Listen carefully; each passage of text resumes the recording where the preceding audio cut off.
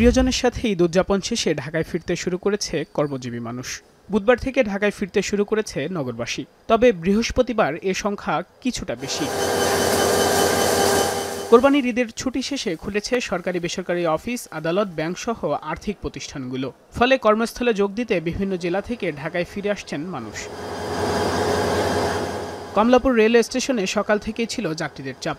সারা দেশ থেকে আন্তজেলা ও লোকাল মিলে 20টি ট্রেন এসেছে স্টেশনে। সবগুলো ট্রেনই ছিল যাত্রীতে ভরপুর।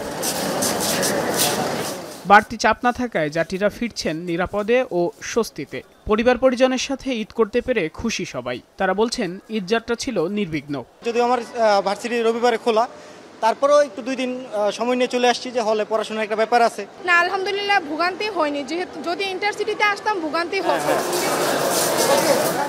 এদিকে বৃহস্পতিবারও বাড়ি ফিরেছেন অনেকে। ভিড় আর ভোগান্তি এড়াতেই ঈদের পর ঢাকা ছাড়ছেন তারা। বৃদ্ধ আম্মা আছে আর আমার ছেলে আছে এবং ভাতিজি আছে, এদেরকে নিয়ে যাচ্ছি। ছুটি ছিল না, একটা কারণ ছিল, আর তখন চাপ ছিল।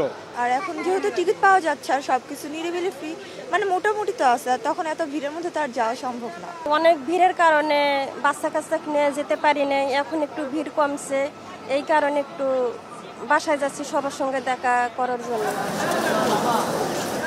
ঢাকায় ফেরা যাত্রীদের সুবিধায় চলাচল করবে 3টি স্পেশাল ট্রেন। বৃহস্পতিবার কিছুটা কম থাকলেও শুক্রবার যাত্রীচাপ আরও বাড়বে বলে জানান এই কর্মকর্তা। আসার সময়ে সেম আমাদের ব্যবস্থাপনা আছে এবং আমি আশা করি যাত্রীরা স্বাচ্ছন্দ্যে যেমন ঈদ করতে বা ঢাকা থেকে বিভিন্ন গন্তব্যের উদ্দেশ্যে ছেড়ে গিয়েছে এবং ঢাকাও এসে স্বাচ্ছন্দ্যে ফিরতে পারবে। এছাড়া বাস যোগেও ঢাকায় ফিরছেন অনেক যাত্রী।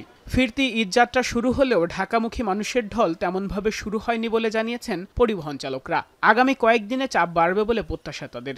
ঈদে বাড়ি গেছিলাম, সবার সাথে ঈদ করছি, মজা করছি, কাজ শুরু হয়েছে তাই চলে আসছি। কর্মের তাগিদে, পেটের তাগিদে আমরা ফিরে এসেছি। যে পরিমাণ তুলনামূলক ছিল সে পরিমাণ যাত্রী আসতেছে না, তবে আগামী দিন বা পরশু দিনে তুলনামূলক যাত্রী চাপ বাড়বে। ঢাকায় ফেরা যাত্রীদের মধ্যে চাকরিজীবী যেমন আছেন, তেমনি শিক্ষার্থী ও সীমিত আয়ের শ্রমজীবী মানুষদের সংখ্যাও ছিল বেশি। ওয়াইজিদ সাদ, এখন, ঢাকা।